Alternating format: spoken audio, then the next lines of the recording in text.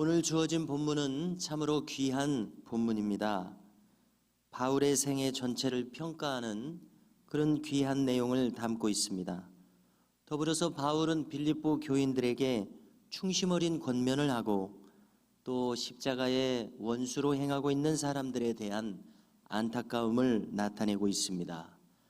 먼저 바울은 12절에서 자신은 예수께 잡힌 바 된 그것을 잡으려고 달려간다고 말씀합니다.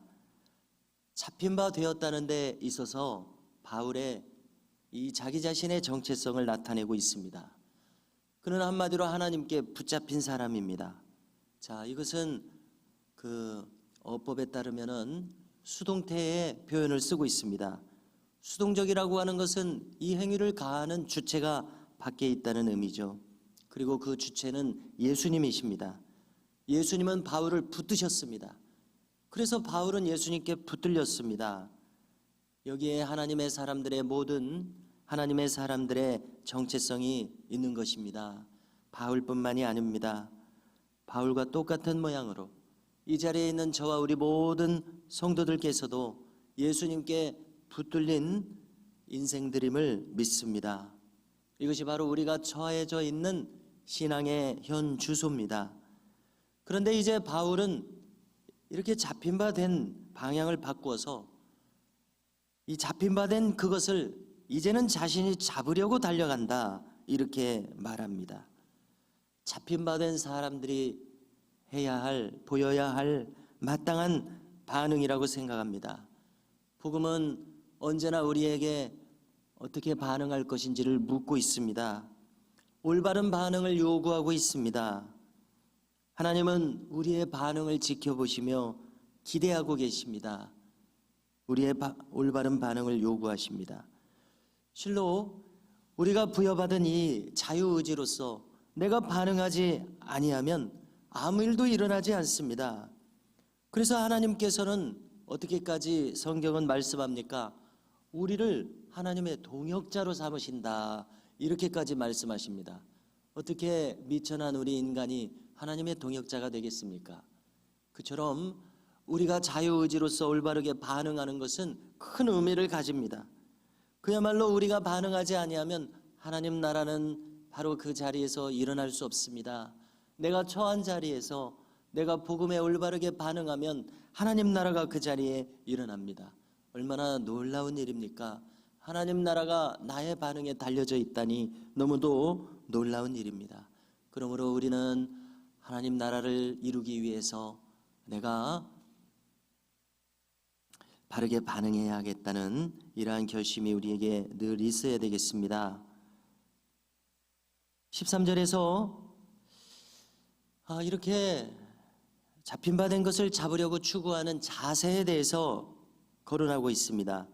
그는 아직 완전히 잡은 줄로 여기지는 않겠다고 합니다. 그리고 뒤에 있는 것은 잊어버리겠다고 합니다. 뒤에 있는 것에 대해서 왜 그렇습니까? 우리는 지나간 과거에 대해서는 더 이상 관여할 수 없습니다. 과거에 대해서 내가 못한 것이 있어도 이제 어찌하지 못합니다. 또 잘한 것이 있다고 할지라도 거기에 붙들려 있다면은, 거기에 붙들려서 과거에 대해서 회상이나 하고 있으면은 그것은 무의미한 일이 될 수밖에 없습니다. 그러므로 이제 우리에게 중요한 시간은 현재도 중요합니다만은 현재보다도 미래의 시간이 더 중요합니다. 왜냐하면 현재를 통해서 미래의 시간에 나는 반드시 믿음의 승리자로 나타나야 하겠기에 그렇습니다. 그러므로 바울은 앞에 있는 것을 잡으려고 달려가노라고 말하고 있다고 생각합니다. 유명한 요절이 뒤이어지고 있습니다. 14절에 보니까 표대를 향하여 그리스도 예수 안에서 하나님이 위에서 부르신 부름의 상을 위하여 달려가노라. 이 바울의 귀한 말씀을 우리 자신의 신비에 새길 수 있기를 원합니다. 우리가 연말을 당하고 교회에서는 또 연령이 되실 때에 은퇴를 당하게 될 때에 여러 가지로 그것을 기념하고 예우해드리고 또 연말 시상을 하는 일이 있게 됩니다마는 이것은 어디까지나 사람으로서 지체된 우리가 서로를 위해서 또 서로를 존중하고 또 축복하기 위해서 하는 일이고, 진짜 우리가 받을 상은 위에서 주시는 상인 것을 우리는 확실히 믿습니다. 바로 바울은 이 위에서 부르시고 주시는 이 부름의 상, 이것을 위하여 달려가노라고 확고하게 말씀하고 있습니다. 그러므로 우리도 마찬가지입니다. 위에서 부르신 상이 우리 위에 놓여져 있습니다. 그래서 우리는 우리 자신이 흔들릴 때마다, 나태해질 때마다 이것을 상기해야 되겠습니다. 하나님은 우리에게 상을 예비해 주시고 우리를 부르셨습니다. 그래서 이 부름의 상을 위해서 우리는 달려가야겠습니다. 바울은 이 표대를 향하는 자세를 가질 것을 빌립보 성도들에게 권면합니다. 그는 오직 우리가 어디까지 이르렀든지 간에 그대로 행할 것이다, 이렇게 말합니다. 부족하면 부족한 대로, 충만한 은혜를 주셨으면 충만한 대로, 우리가 어디까지 이르렀든지 간에 우리의 신앙의 바로 그 자리에서 표대를 향하여 달려가는 이 자세는 변함이 없어야 되겠다, 바울은 이렇게 말합니다. 이것이 바로 온전히 이룬 자들의 자세라고 말합니다. 우리가 표준 세번역이라든지 다른 성경을 보면은 성숙한 믿음을 가진 자들, 이렇게도 번역을 했습니다. 온전한 믿음, 성숙한 믿음 가진 분들은 어떻게 합니까? 표대를 향하여 달려가는 이 자세, 변함이 없습니다. 우리는 이 방향에 있어서 온전함을 가져야 됩니다. 표대를 향하는 이 방향을 온전하게 가져야지, 다른 방향, 그릇된 방향, 이렇게 우왕좌왕해서는 안 될 것입니다.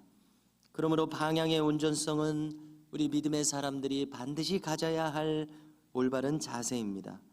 다음으로 바울은 참으로 놀랄만한 권면을 합니다. 우리 성경에서 이렇게 놀랄만한 권면이 또 어디 있을까, 이런 생각을 하게 되는데요. 17절에서 형제들아 너희는 함께 나를 본받으라, 이렇게 말합니다. 과연 어느 누구가 나를 본받으라라는 말까지 할 수가 있겠습니까? 그러나 바울은 거리낌 없이 나를 본받으라, 빌립보 성도들에게 이렇게 권면합니다. 그래서 늘 생각하기에 이것은 과연 개인의 어떤 면모에 대한 본받음을 권하는 것이 아니라 그의 신앙 자세에 대한 것이다, 이렇게 생각을 해봅니다. 하나님을 향한 태도 본받으라, 위의 것을 추구하는 마음 본받으라, 천국 복음을 위해서 모든 것에 초점을 맞춘 이 자세를 본받으라, 바울은 이렇게 말할 수 있었습니다. 이런 태도를 본받으라. 그래서 참으로 이 놀라운 권면을 우리도 받고, 또 바울은 오늘 본문에서 너희도 이런 자세를 본받고 그 다음에 너희와 함께 이와 같은 자세를 닮아서 신앙생활하는 믿음의 후배들, 그들을 눈여겨보라, 이렇게까지 말하고 있습니다. 마지막으로 바울은 18절에서는 안타까운 이들을 향하여 눈물을 흘리며 권면하노라고 말합니다. 왜냐하면 자신이 볼 때 많은 사람들이 십자가의 원수로 행하고 있기 때문에 그렇습니다. 아무리 생각해도 그 결국은 멸망입니다. 멸망을 향하여 치닫는 사람들의 모습이 보이기 때문에 안타까워합니다. 구체적으로 그들은 자신들의 탐욕을 위해서, 그 탐욕을 채우기 위해서 살아가는 모습을 가진 사람들입니다. 그래서 바울은 그들의 신은 하나님이 아니다, 그들의 신은 자기 배다, 자기 배를 채우기 위해서 모든 초점을 거기에 맞추고 있다, 안타까워합니다. 눈물을 흘리면서 욕망을 채우는 우상 숭배자들로 보고 있습니다. 그들은 부끄러움을 모르고 살아가고 있다고 바울은 말합니다. 땅의 것을 추구하는 어리석음에 빠져 있습니다. 이렇게 복음은 단순합니다. 위의 것을 추구하느냐, 땅의 것을 추구하느냐.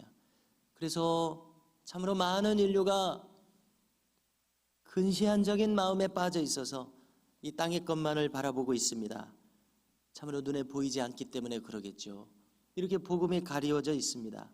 그러나 우리에게는 영안을 열어주셔서 보이지 않는, 그러나 영원한, 그러나 분명히 있는 하나님의 나라를 추구하도록 놀라운 은혜를 주셨습니다.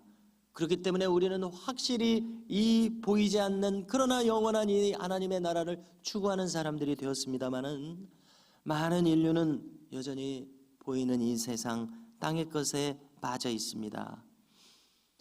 그래서 자신의 욕망을 채우려는 이 어리석음에 빠져 있기에 바울은 눈물을 흘리며 권면하노라고 말합니다. 바울은 분명히 말합니다. 우리의 시민권은 하늘에 있는지라. 우리는 하나님 나라 천국의 시민입니다. 하나님 나라의 백성입니다. 그 말씀이죠. 그래서 우리를 구원하시는 예수를 기다리노라. 그분은 우리를 그분처럼 영광의 몸의 형체와 같이 변하게 하시리라. 이 말씀도 놀라운 말씀이 아닐 수 없습니다. 헬라 철학에서는 보이지 않는 영혼은 우대하고 보이는 몸은 우리를 악에 빠뜨리게 하고 나태함에 빠뜨리게 하고 또 우리를 영원한 것을 추구하지 못하게 한다고 해서 금욕하기도 하고 쾌락주의에 빠지기도 하고 이렇게 몸에 대해서 그릇된 반응을 가지고 있습니다. 그러나 지금 바울은 우리가 어떻게 부활하겠다고 합니까? 몸이 부활한다고 합니다. 몸의 부활을 얘기합니다. 그래서 여기 놀라운 신학이 있습니다.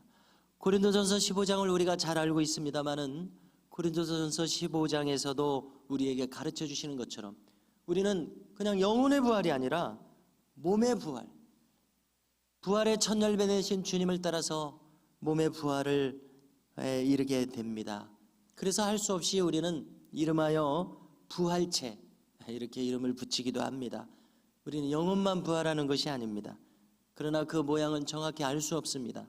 그래서 그냥 성경을 따라서 부활체, 그리스도의 몸을 따라서 부활한다 이렇게 이해합니다. 확실하고 분명한 것은 우리가 저 나라에 이르면 알게 될 것입니다.